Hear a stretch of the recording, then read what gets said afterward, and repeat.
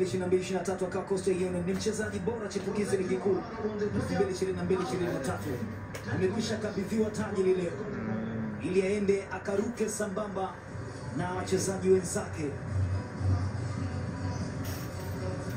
Wamekipata walichokitaka Kenya mbele ya Ngorongoro Heroes, na anakwenda kutambulishwa rasmi Ngorongoro Heroes kuwa ni mabingwa wapya wa umri chini ya miaka 20, timu ya taifa ya Tanzania kuwa ni mabingwa wa Sekafa.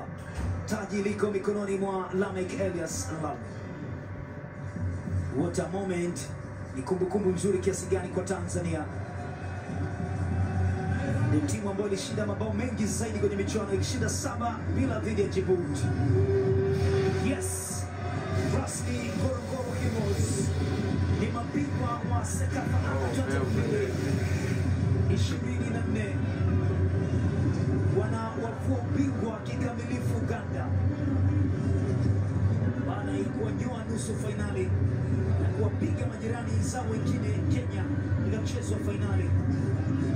Wanakuwa wanahitimisha hivyo safari ya Under 20 Sekafa 2024 katika dimba la KMC, safari ambayo walianza kwa maumivu dhidi ya Kenya, lakini wanaimaliza kwa furaha dhidi ya Kenya. Walipigwa 2-1 katika mchezo wa kwanza kabisa ambao ulikuwa ni ufunguzi wa michuano hii, lakini na wao wameshinda mabao 2-1. Imekuwa ni kama kisasi, ni kama aliyeuawa kupanga ameuliwa kupanga, copy and paste matokeo.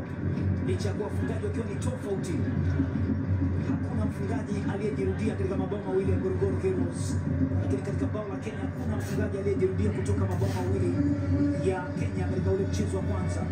Picha pamoja. Tumsikilize Gerson Msigwa, katibu mkuu wa Wizara ya Utamaduni, Sanaa na Michezo kutoka KMC Complex. Hapo vipi?